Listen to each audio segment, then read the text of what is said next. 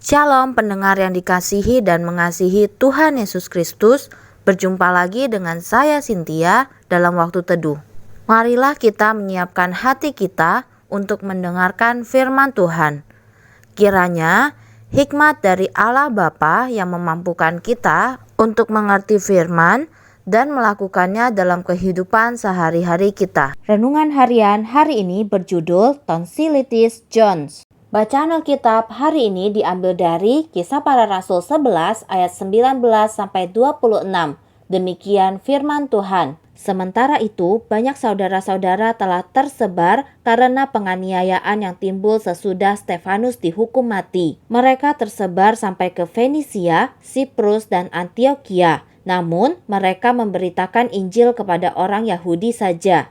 Akan tetapi di antara mereka ada beberapa orang Siprus dan orang Kirene yang tiba di Antioquia dan berkata-kata juga kepada orang-orang Yunani dan memberitakan Injil bahwa Yesus adalah Tuhan. Dan tangan Tuhan menyertai mereka dan sejumlah besar orang menjadi percaya dan berbalik kepada Tuhan. Maka sampailah kabar tentang mereka itu kepada jemaat di Yerusalem, lalu jemaat itu mengutus Barnabas ke Antioquia. Setelah Barnabas datang dan melihat kasih karunia Allah, bersukacitalah ia. Ia menasihati mereka supaya mereka semua tetap setia kepada Tuhan, karena Barnabas adalah orang baik, penuh dengan Roh Kudus dan iman. Sejumlah orang dibawa kepada Tuhan. Lalu pergilah Barnabas ke Tarsus untuk mencari Saulus, dan setelah bertemu dengan dia, ia membawanya ke Antioquia.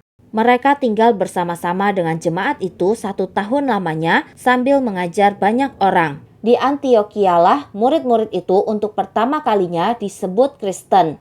Nats pembimbing hari ini diambil dari Kisah Para Rasul 11 ayat 26.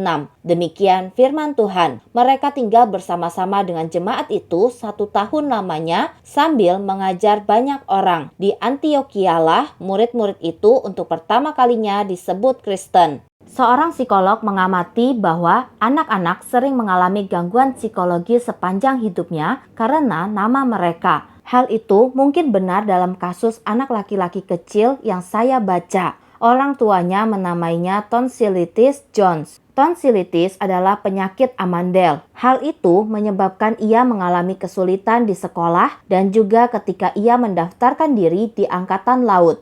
Dari pengalaman pribadi saya menyadari bahwa nama kita memiliki pengaruh tertentu terhadap apa yang kita rasakan mengenai diri kita sendiri dan cara kita berperilaku. Karena ayah saya adalah seorang pengkhotbah terkenal bernama Dehan, maka saya merasa orang-orang menaruh harapan yang lebih tinggi terhadap saya daripada terhadap teman-teman sebaya saya. Namun, nama keluarga itu juga menjadi alat pengingat yang sangat bermanfaat akan banyaknya nilai positif yang membimbing perilaku saya. Menurut bacaan Alkitab kita pada hari ini, para murid Tuhan Yesus di Antioquia untuk pertama kalinya disebut Kristen. Ini adalah nama yang tidak mungkin disempurnakan lagi, karena nama itu sudah mengidentifikasikan orang percaya sebagai pengikut Kristus. Dan betapa mulianya menyandang nama yang menghubungkan kita dengan Putra Allah, Sang Penyelamat dan Penebus kita. Kesadaran akan hal ini harus membentuk perilaku hidup kita sedemikian rupa sehingga kita semakin konsisten dengan tutur kata dan perbuatan Yesus sendiri. Apabila kita ingin disebut Kristen, marilah kita hidup sesuai dengan nama kita. Kristen dapat mengisyaratkan keunggulan atau kehancuran.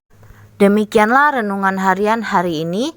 Sampai jumpa lagi pada kesempatan berikutnya. Tuhan Yesus memberkati kita semua.